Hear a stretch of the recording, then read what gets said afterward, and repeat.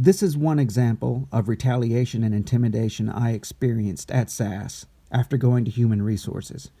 I want to talk about this because it was so absolutely bizarre. Remember, I had already been harassed by my manager for years. I was a graphic artist and animator at SAS, and one of my responsibilities was to create an animation for the SAS Forum International Geneva 2006 convention.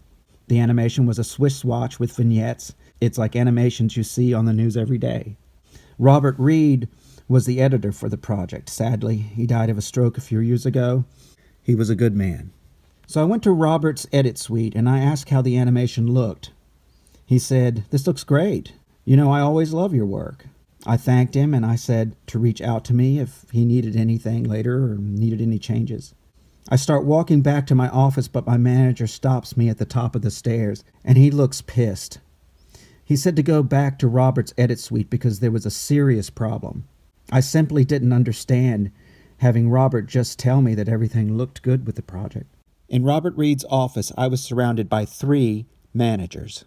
My harasser just spurts out, "Can't all of you see? His animation is a watch that is purposely cutting off the heads of the CEO and other SAS leaders." I was dumbfounded. That was one of the most ridiculous things I ever heard. And I didn't even know how to respond. I just said, "No, that's crazy." I was trying to do a good job and keep my benefits because of my disability. I would never intentionally do such a thing. My harasser was simply sabotaging me. More words were spoken and I returned to my office stressed out and just plain freaked out. After a few minutes, Robert Reed came to my office. He pauses for a second and takes a deep breath and says, "I want to apologize for how they treated you. I apologize for them. I am so sorry."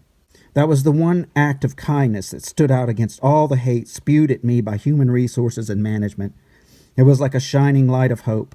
Robert Reed, even though you are no longer with us, you made an impact in my life that day. Thank you so much. They used the animation for the convention, by the way.